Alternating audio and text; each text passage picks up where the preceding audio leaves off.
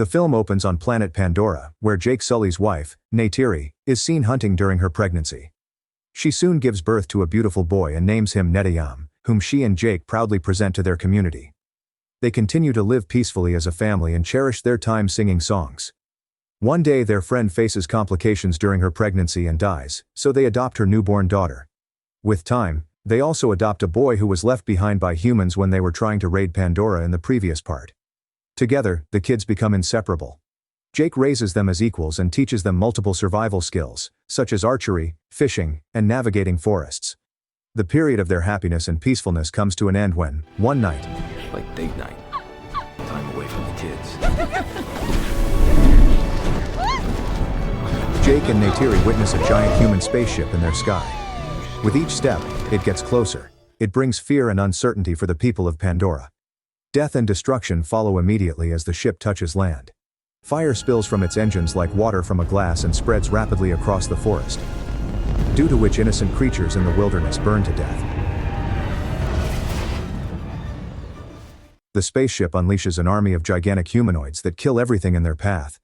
Jake and Neytiri are left devastated as they witness hell being unleashed on their beautiful planet once again. The scenes abruptly shift to Jake waking up in a laboratory where avatars and humans are working together. Jake, who just witnessed Pandora getting shredded into pieces, loses control and starts pushing everyone away from him. His attack is ruled out as a threat, so they end up retraining him. Here, it is revealed that Jake is actually a human colonel who, via the use of cutting-edge technology, had his consciousness transferred into an avatar body, enabling him to live and function on Pandora while looking like its indigenous people. Numerous others have gone through the same procedure, creating a collection of human-controlled avatars that pose a serious threat. As time passes, Jake and his people demonstrate their strength and resistance by attacking a human supply train carrying weapons and supplies. They do this by using their flying creatures to strike from above, destroying helicopters and stealing supplies. Let's go, 2 minutes. Let's go. However, this action incites the colonel, who is determined to kill Jake because he is the leader of the forest tribe. However, his superiors caution him that the tribe's aerial edge has prevented earlier attempts to penetrate Jake's area. Nevertheless, the colonel chooses to lead a mission personally, entering the woodland where Jake's kids are playing. The kids suddenly become aware of the approaching people and attempt to alert their father, but they are apprehended before they can flee. Shortly after, Neytiri shows up and uses a precise arrow shot to kill one of the soldiers, starting a violent battle in which she is able to save the majority of her children. Nevertheless, the colonel is able to seize Jake's human son and flee, leaving Jake and Neytiri in distress. This forces them to retaliate. Over time, Jake realizes how serious the situation is and informs Neytiri that they must leave their house. He explains that the colonel, whom he had murdered during the previous human invasion, has returned in an avatar body and is seeking vengeance. Their entire tribe will be in danger if they remain because their kidnapped son may reveal their whereabouts under pressure. For the benefit of their people, Neytiri ultimately agrees to leave their home despite her strong resistance.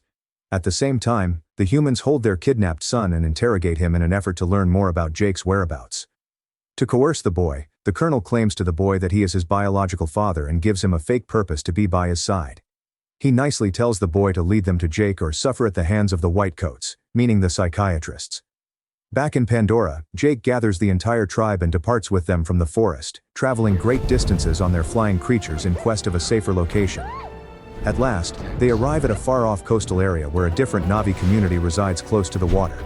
Despite coming from the same planet, they have various physical characteristics, such as green-toned skin and ocean-adapted features.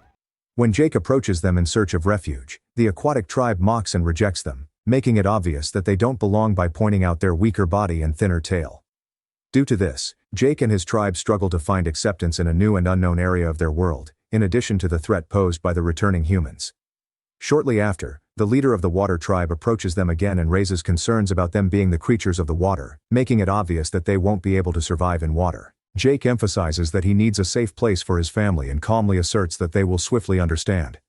After analyzing their desperation, the leader offers them refuge. The following day, the tribe's kids help Jake's kids adjust to their new surroundings and show them their world underwater.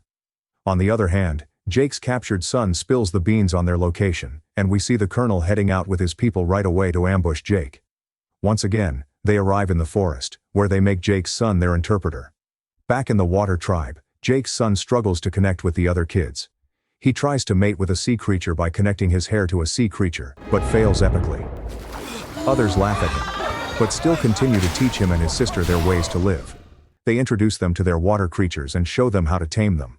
Meanwhile, the colonel and his people try to tame a dragon for their convenience, while the captured son laughs in their faces for lacking the experience to tame them. Jake's children spend the entire day with the tribe's kids and get to learn a lot, until some of them start mistreating Jake's daughter. Jake's son steps up for his sister and gets into a quarrel with the new kids, but when Jake finds out about this, he scolds his son, and reminds him to stay in his lane if he doesn't want to get kicked out of the tribe they're seeking shelter from. Upon Jake's insistence, his son goes to apologize to the boy whom he just hit. The boy secretly holds a grudge against him and pretends to accept his apology. He then takes advantage of his gullible nature and takes him deep underwater, where deadly creatures exist. When the danger lurks near them, all the tribal kids swim away, leaving Jake's son to face the humongous creature on his own. He drowns underwater while surviving the aggressive creature. Miraculously, an even bigger creature spawns out of nowhere and ruthlessly kills the creature that was after Jake's son. Despite surviving, he faints due to lack of air. When he regains consciousness, he finds himself on the shore next to the kind creature that rescued him. The son notes that the creature is badly injured, so he returns the favor by extracting a heavy metal object that had pierced the creature's wing. Now being able to swim again, the creature returns. When this news spreads to the water tribe's chief, he scolds his son, who had orchestrated the entire thing. Just as he announces his punishment, Jake's son intervenes and lies about his situation to save the other kid, even though he had ill intentions towards him. The leader's son feels ashamed and guilty after learning that the person he attempted to kill spared him. As a result, this experience transforms him, and they develop a genuine friendship.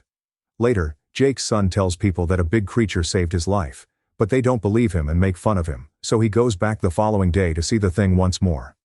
They play together this time, deepening their bond. The following evening, the kids take Jake's daughter to a magical tree, which connects her to her biological mother, who died giving birth to her. She faints due to this encounter, so she is taken back to the tribe, where everyone becomes concerned and tries to bring her back to life. On the other hand, the colonel finally arrives on a distant island and lays out his plan to find and take down Jake.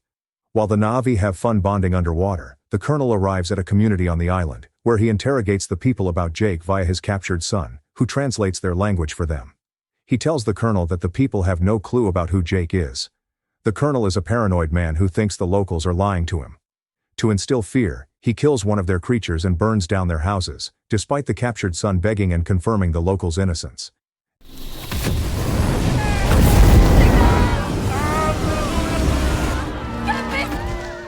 As the story progresses, a huge aquatic creature is attacked by humans using iron chains, rockets, and an ultrasonic weapon that renders it defenseless.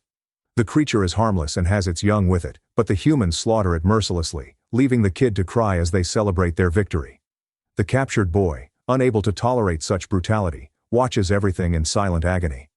The underlying motivation for the humans' acts is revealed when they take the body and drill into it to extract a rare yellow liquid that can prolong human life and is worth a fortune. The following day, the water tribe becomes more tense as they accuse Jake of introducing humans to their territory and ruining their peaceful world. While the tribal chief declares heavy punishment for Jake and decides to fight him in order to kick him out, Jake's son returns to his gigantic sea creature friend and finds it bound by a powerful device that stops it from moving, recognizing that people intend to murder it next for its valuable resource.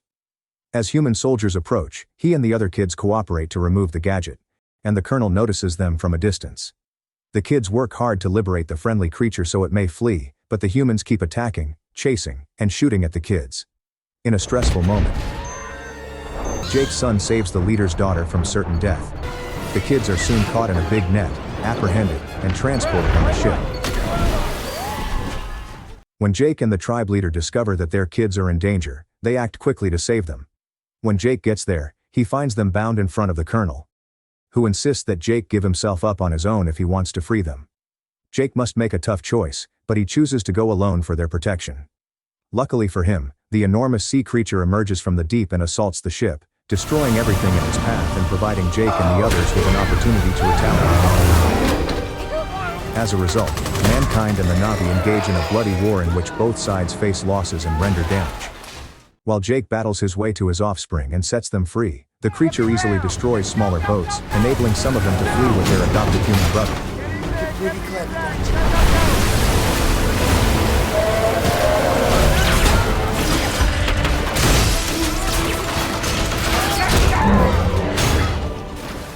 But when Jake's son is killed in the chaos, the victory is destroyed, and his mother is left devastated, sobbing in anguish as the battle fades all around them. No.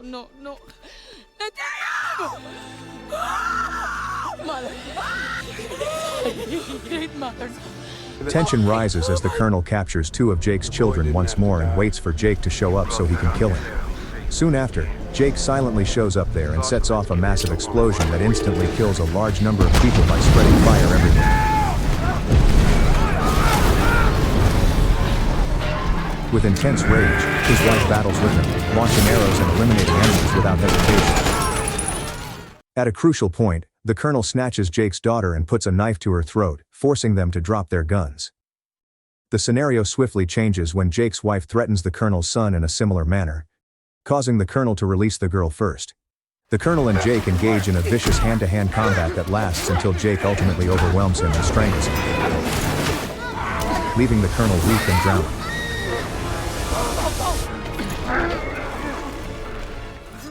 Unexpectedly though, the Colonel's son saves his father and pulls him out of the water, making up for the former instance in which his life was spared. The son, however, declines the Colonel's invitation to accompany him and instead chooses to go with Jake's family, where he is accepted and cared for. Ultimately, the loss is made even more agonizing by Jake's intense grief as he buries his son in the ocean, recalling the day he first held him as a baby. Here, the movie ends. Thanks for watching the video. Please don't forget to like and subscribe for more movie recaps like that.